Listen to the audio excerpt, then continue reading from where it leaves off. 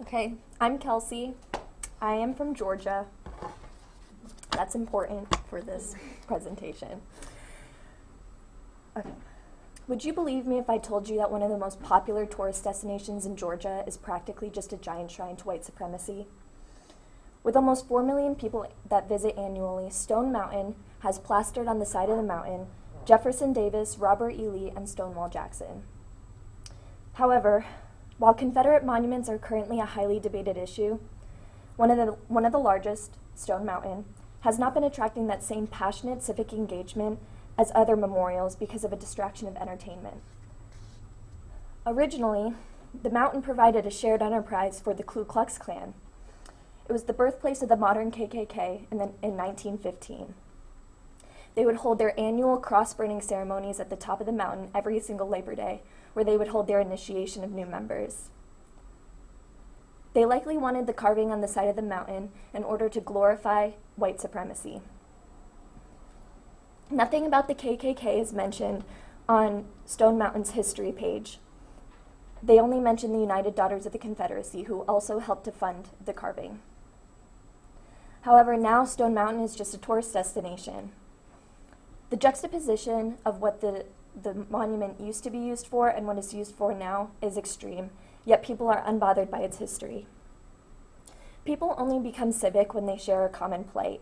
However, since people go to Stone Mountain for the entertainment value, there is no shared enterprise, no plight that they share, and hence no reason to get civically engaged. Now, the entertainment that I'm talking about is that you can go hiking up the mountain, kayak, golf. There's a laser show that they present every summer night, and many other family and recreational activities. However, everyday life should look a lot different in a civic sense. The history lessons, they should provide history lessons about the Confederacy and the Civil War.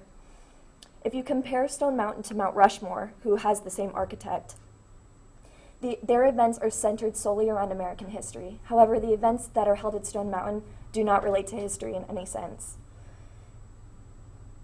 The mountain also provokes no emotion from the visitors. There's no feeling of scorn or sadness for what the Confederates did, and it's not even thought-provoking. Most of the visitors say that they didn't know that the KKK had anything to do with the carving of the mountain.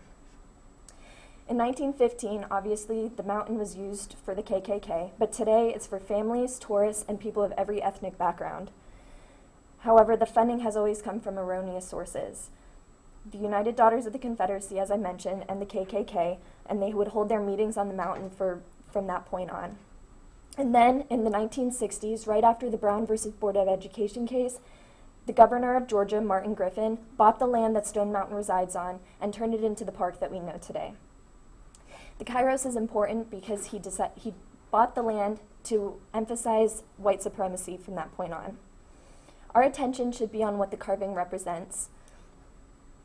There's very little media attention, and our attention is turned away from the history and onto the entertainment. There is very little public outcry for what the carving represents.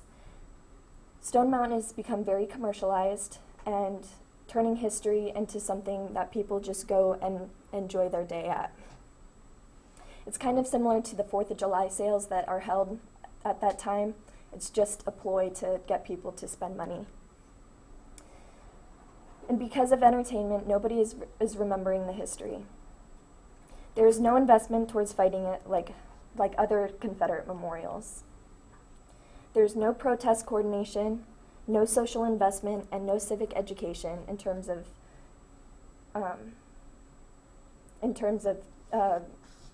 fighting what the monument was made for. So, in conclusion, the presence of entertainment hides the history from the public. It stands erect with a horrible manifest of racism and hate.